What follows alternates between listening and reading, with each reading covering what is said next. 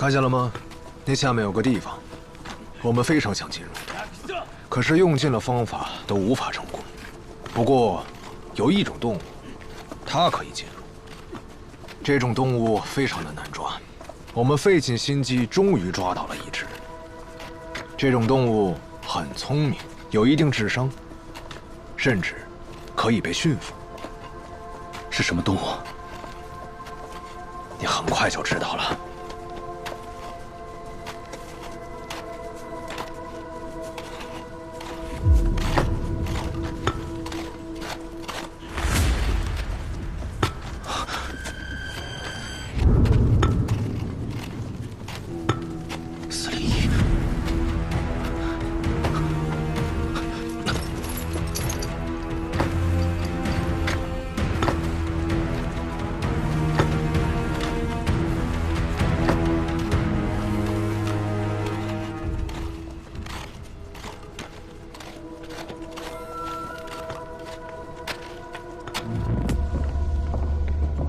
你只要能把这事做好，我就会把阁氏楼的科学原理告诉你。我掌握的秘密和要去的地方，比阁氏楼厉害得多。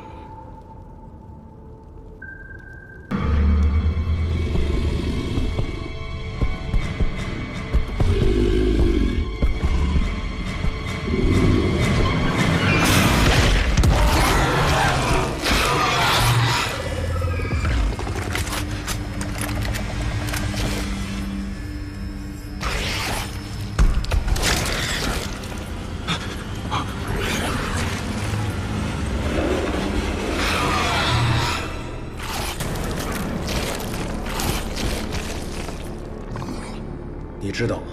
为了抓住他，我们牺牲了100多名大日本的头鸟。那个时候我们的照明设备不够，在黑暗里无法发现他，只能在摸索中进行抓捕。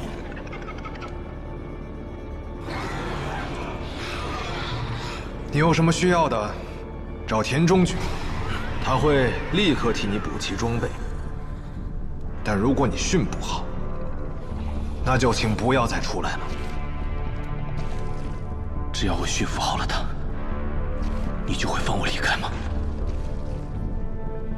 我们日本人是讲信义的，堂堂大日本帝国不会害怕你这个区区老狗。只要你能训好他，我就会放你离开。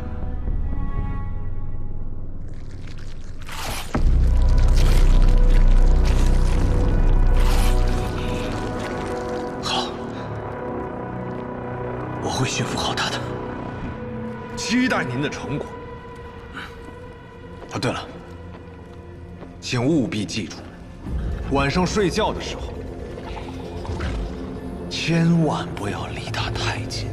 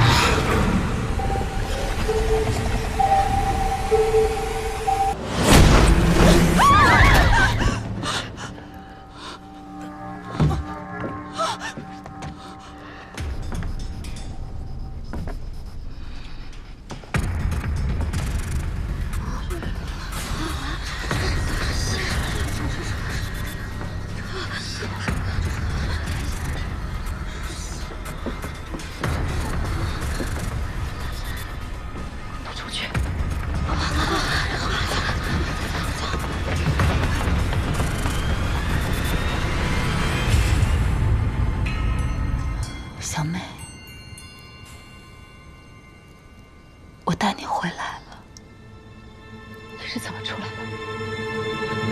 来人！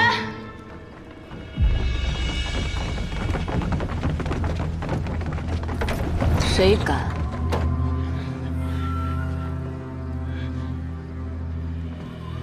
盐矿的人都已经死光，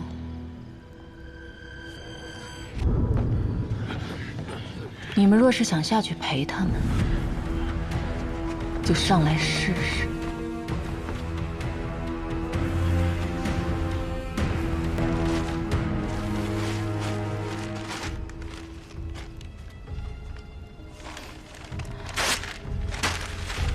三位姨娘还有什么招式？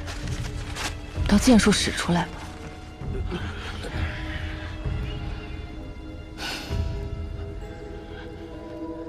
我拭目以待。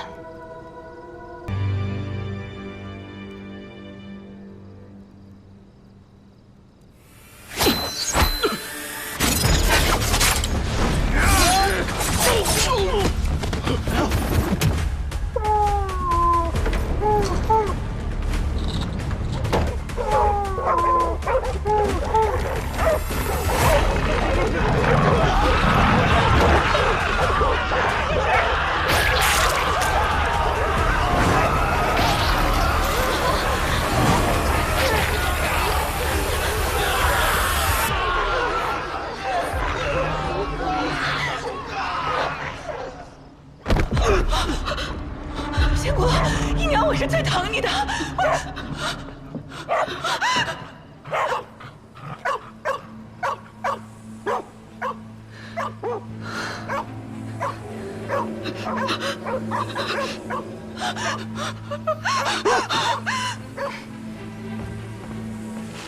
前日我看见后院在烧信，其中一封和你母亲有关，我就藏了起来，然后他就将我们绑了。从今日起，你便是霍家家主了。只是遵从祖训，你母亲必须离开霍家。你母亲为了你，孤身一人去了西北，西北苦寒之地，不通书信。她托我嘱咐你，从今往后，你要使霍家基业重于性命，须得好好经营。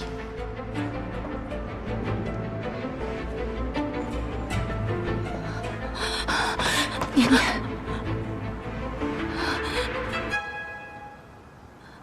姨娘，我娘她，姨娘在西北留名上了。我娘也是你们让丁千岁害死的。我知道，这些年二姨娘对你最好，都是她，都是她，没有，都是她，没有关系，二姨娘都是她做的，不是我们，真的不是。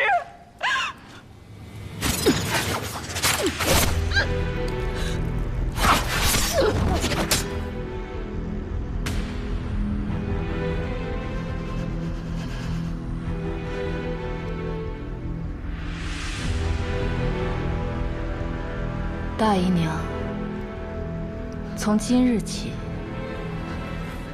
霍家我接管。以后那些陈疴旧疮，我会一刀一刀的剜干净。我会让霍家换个活法。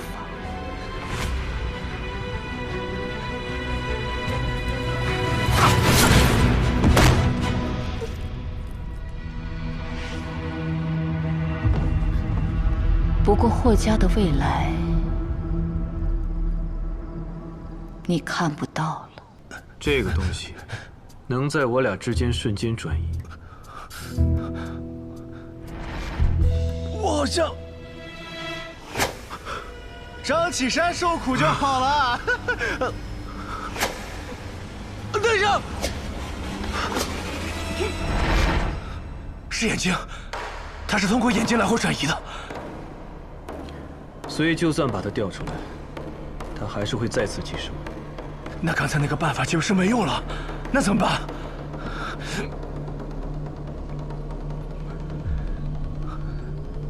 既然终是因为机关而生，那就把机关解了。可要是解了，这饿死鬼还是赖着不走呢。再想办法杀了他。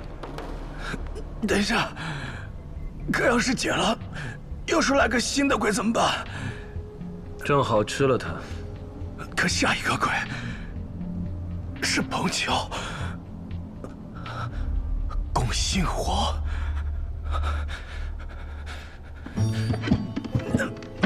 张启山，你最好给老子快点！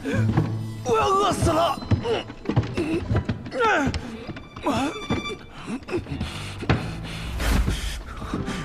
戏剧能够打动人心，往往都是一瞬间。机关也是，看着复杂，实际都是障眼法，得化繁为简。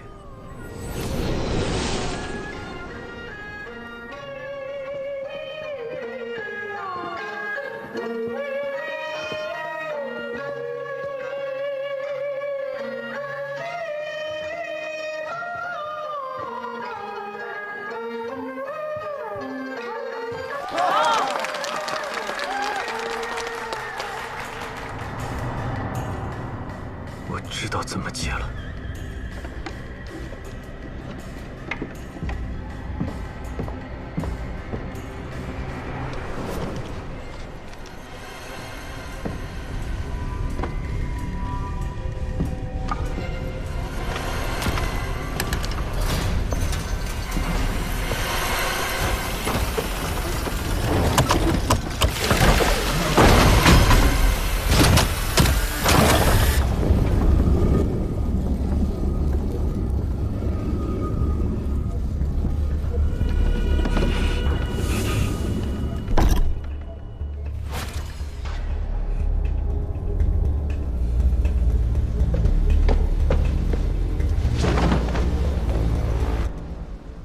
海恶伯，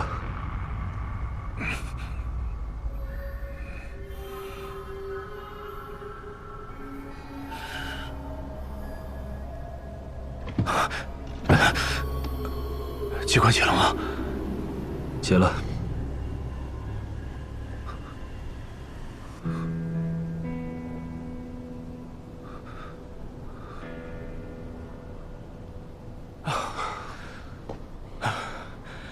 这该死的彭直，老子要再碰到你，让你戏鬼都做不成，饿成筷子鬼！你不是说你不饿了吗？干嘛呀？都折腾这么久了，你不饿啊？给老子解开！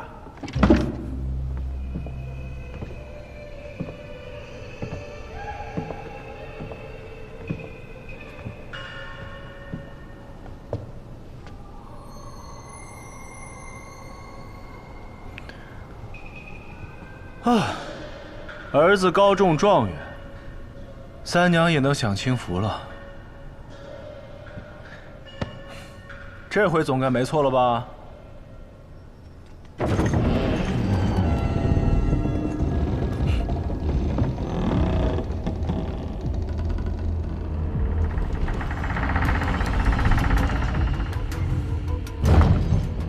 那幅浮雕上，大蛇遇过了。彭剧、彭志也通过了，那这通道后面就是大鬼。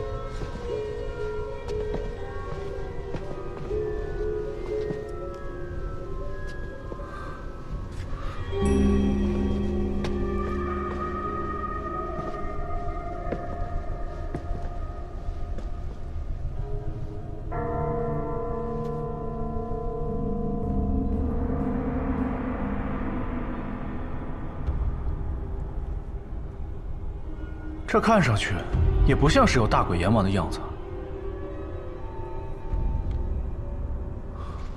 这缸里到底是什么东西啊？别乱碰。盖子上面是道门的符号，似乎在镇压着某一种东西。张启山，你该不会是怕了吧？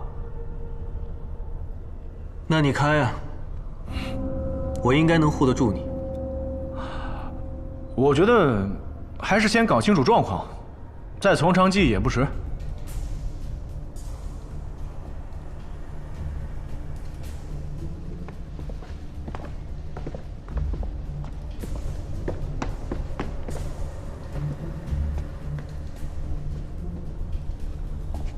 哦，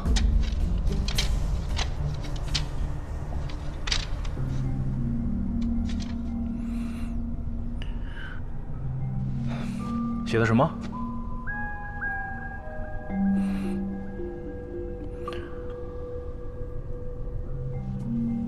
应该是药材和炼丹的笔记。他们有可能在研究方术。研究方术？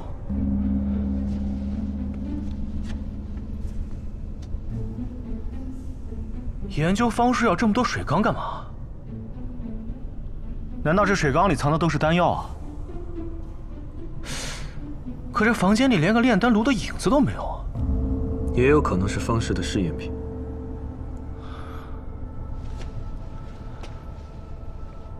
哎，看来又是死路一条啊！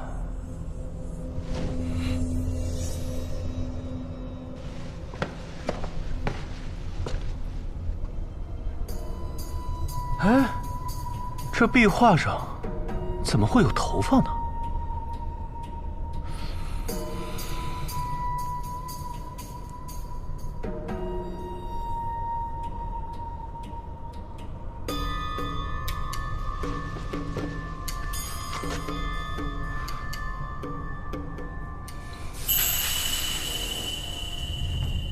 哎，这些头发都已经烂掉了。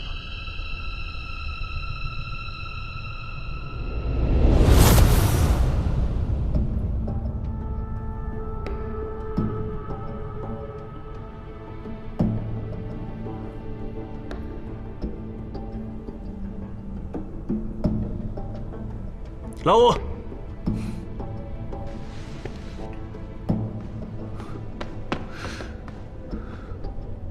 这地方有方士拿人跟畜生来做实验，罐子里装的是各种人和动物。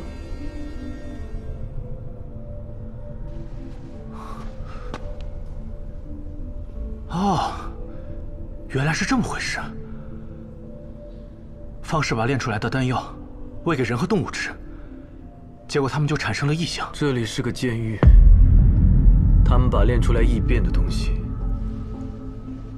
都关在了这里。这些怪物都是格氏老祖炼化出来的吗？他能力那么大，为何还要做骗子？不对，这里的东西明显老很多。我明白了，格氏老祖修格氏楼的时候挖到了这里，用机关把这里和格氏楼连起来了。他还想利用这些怪物，让他的信众以为他有法术，结果失败了，怪物跑出来，他只能放弃格氏楼。他放手的东西要我们收拾，我们能收拾得了吗？光一个黑影就耍得我们团团转。再邪的东西也有他的章法，只要看清楚章法，也就不难应对。我们一路走来，没有任何的头绪，也有可能不是关键线索没有出现，而是被我们遗漏了。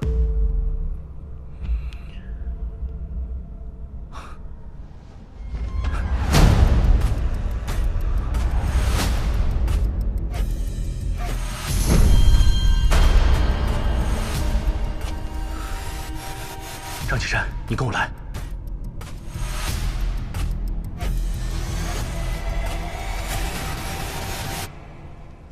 你看看这个东西，算不算我们看漏了？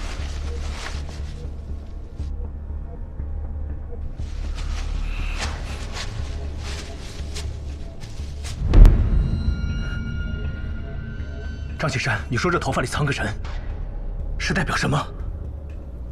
不知道，但他的地位比这阎王大鬼还要高。这张壁画和外面的浮雕，是否一模一样？不一样。外面的浮雕上没有这个人，浮雕上是大鬼骑蛇，而这张画，蛇被大鬼吞到身体里去了。这什么意思？你看，上面这个人是这真正的主人。我们不要把大鬼看成是一个鬼，要看成一张地图。这个主人做的鬼头是一个房间，大蛇在肚子里那也是一个房间。这个大鬼所代表的地图是哪里？隔世楼本身。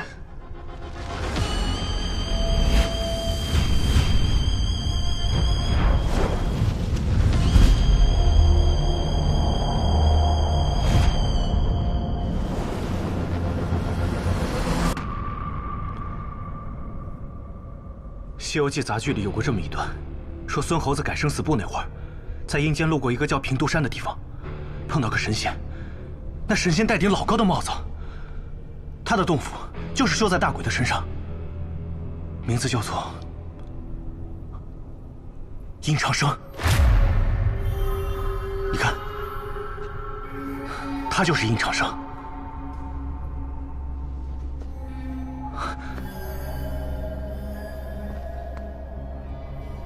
我明白了，这里的主人就是殷长生。他在这里修丹炼法，还将修炼出来的怪物全部困在了这里。哦，对，殷长生会日月穿梭、时光流转的把戏，可以让岁月倒流，还可以让太阳东降西升。咱们一路过来的细节都对上了。老八曾说过，这是隔世老祖对外宣扬的神法。现在看来，隔世老祖所有的骗局，都是挖通了这里之后才形成的。这里是他的灵感来源，未必是骗局。隔世老祖也许自己真的相信这些把戏能成功，所以其实他挖到了这里之后，是真心想学这些，学殷长生的套路。没错，他是找到了进这个地方的法门。可他没想到的是，进入这栋楼里，里面全是殷长生修炼出来的怪物。但是他学错了，他的信徒就倒了大霉，发生了惨剧。而他呢，只能逃到了外边，砌起了高墙，想把所有的怪物全部困在隔世楼里。不可能。虽然听上去很合理，但背后必定有隐情。那黑影呢？黑影你如何解释？要我来写这出戏的话，黑影就是这个人，殷长生本人。八成是自己吃了丹药，才变得神不神鬼不鬼的。这隔世楼里唱了出好戏。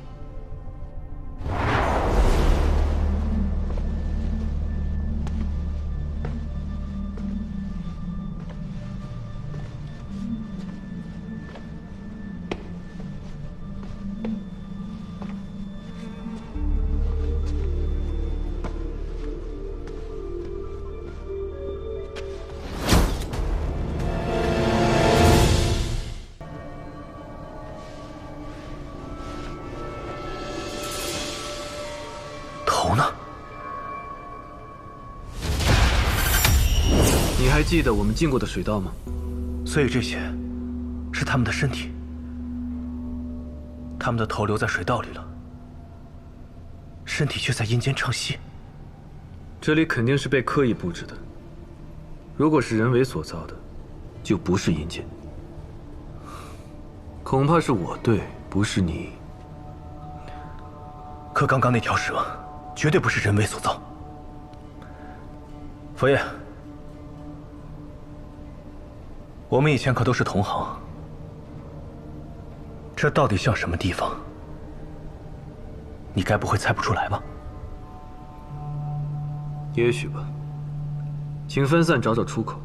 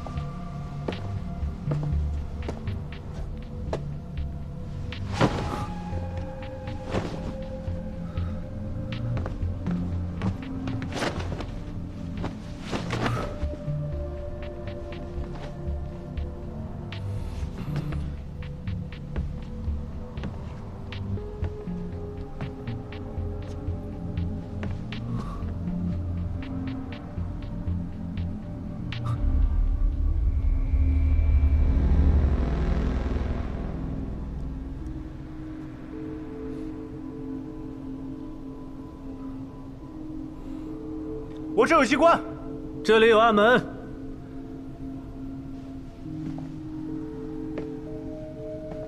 这些干尸底部都设有转盘，转盘会动，里面有锁扣，应该就是门的钥匙。只有破解了，门才会打开。有解法吗？不知道，但应该是和这出戏有关的。我上哪知道这是哪出戏啊？哎，你那道门能强行打开吗？全是机关。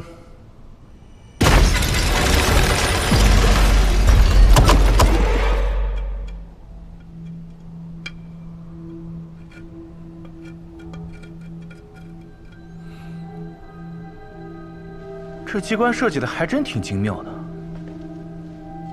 哎，挺聪明的，还能发现这个。看来这里还真不是阴间。你总是对的，张大佛爷。只有人才能破机关，你能破吗？这个机关嘛，我倒是听说过，叫金蝉献桂。与其说这道门是道机关，倒不如说这整间屋子都是一个机关，牵一发而动全身。跟我后面。哎，我带你去。我知道你厉害，行了吧？但是你听我说，你强行开这道门，后果如何是无法预料的。你是得意了，外面的人受到牵连怎么办？401、天蓬，还有流年殿那些人，你能确保他们就安全了？所以我说啊，还是得从戏台下手。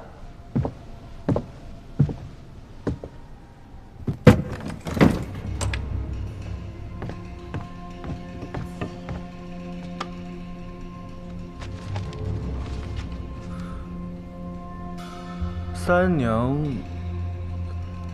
子，什么？哎，灯太暗了，帮忙照个亮呗。你没有电筒吗？没电了。三娘教子。三娘教子，我知道这出戏啊，是那出教儿子读书的戏吗？阴间还挺时髦的。我记得这出戏出现的时间并不长，最多2个朝代。哎，这出戏二爷可唱过，二爷的戏你熟吧？上次有事，没看多少。我也不爱听，啰里吧嗦，哪有我们大闹天宫带劲？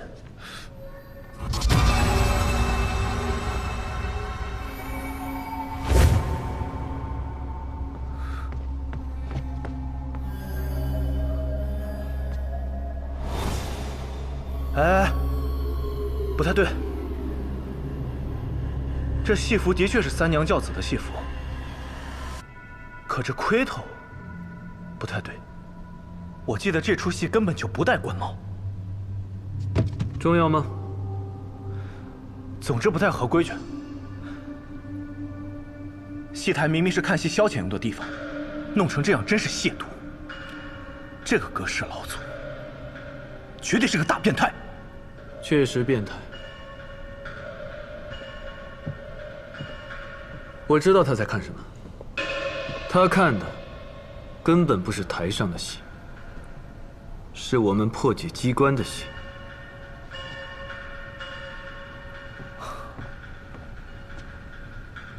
破解错了就要罚我们，这3个东西跟罚我们有没有关系？那你可看好了。哼，佛爷，那咱们俩现在唱哪出呢？《霸王别姬》还是《打渔杀家》呀？三娘教子说的是三娘守寡后，一个人教育不听话的儿子，最后把儿子教成状元的故事。可这小子这副德行，一看就是没教好。这机关摆明就是想让我们当娘教儿子。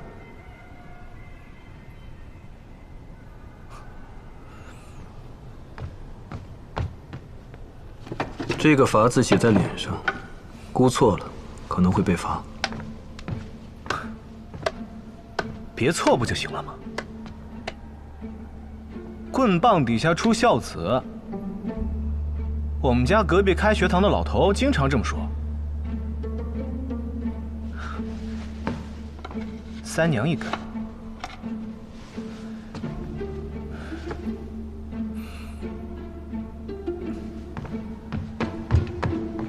龙套甲1根，龙套乙1根。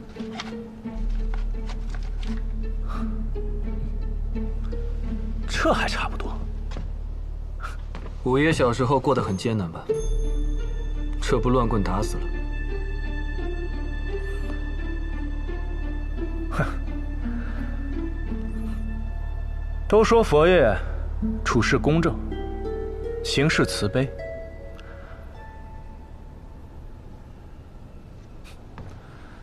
可惜啊，佛爷的佛光普照不到像我这样的小人物身上。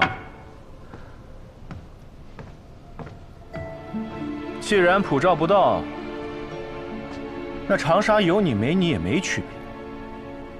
我只希望早日找到401，你就可以离开九门了。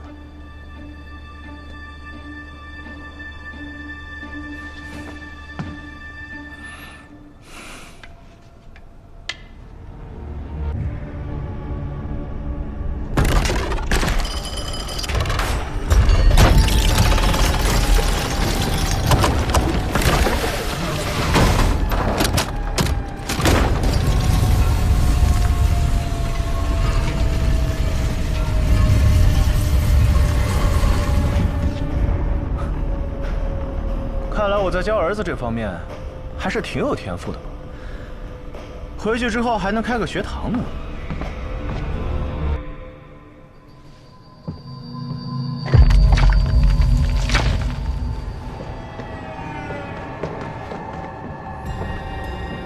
哎，这戏台后面怎么还是个戏台啊？这是阎王像的后背。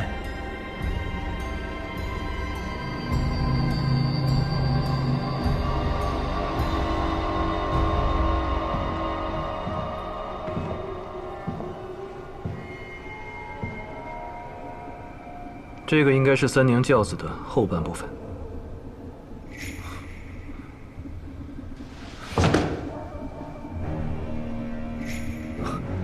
这儿子长大之后也太不是东西了，哪有举棒打娘的道理啊？不对，难道是我们机关解错了？可门确实开了呀。老五，还有一道门。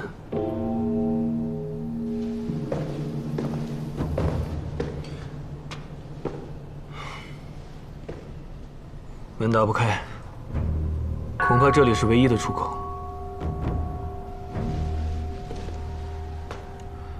教子有方，方可开门。我明白了，这就是老八常说的什么因果。我们在前戏台种下因，后戏台就会出现相应的果。只有前台教子有方，后台才会得以慎终，这道门才会打开。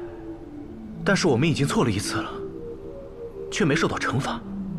那我们是1000次、10000次，总有一次能蒙对。难道摆这么大一出，就是为了说教？哎，这阁氏老祖比你张大佛爷都爱摆架子呢。既然要试1000次，那还站着干什么？赶紧回前台再试吧。啊？请继续你的天赋。哎呀！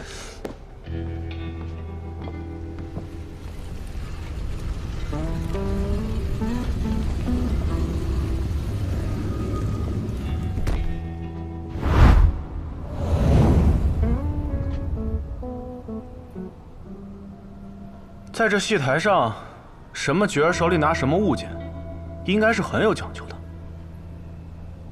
仆人手里拿茶水、拿托盘是本分，可要换给三娘，那不成笑话了吗？对，我们可以按照这个规矩，把道具先分一分。好。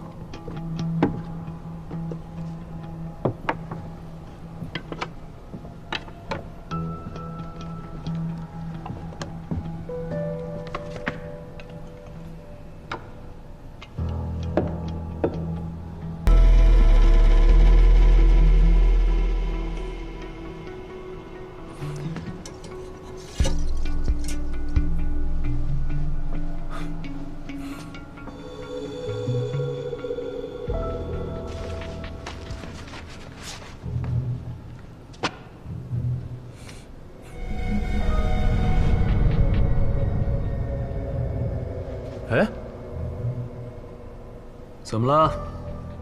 绒球多了一个。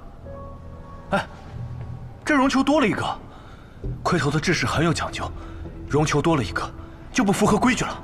制式是多少七星蛾子，应当是14个。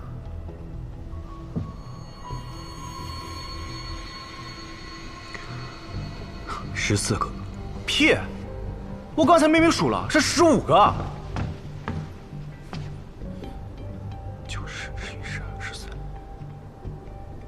13、14。见鬼了！是你的眼神不好吧？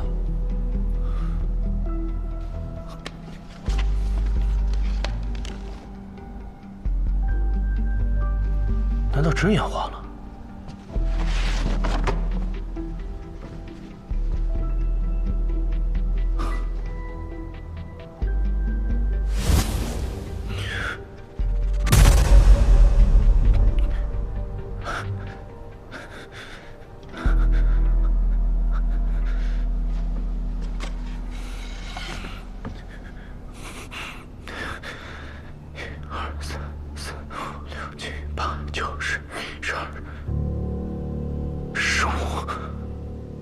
张启山，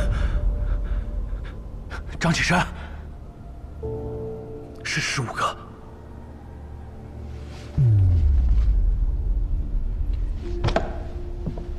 1、2、3、4、5、6、7、8、9、10、11、12、13、14。明明是15个，这绒球真的……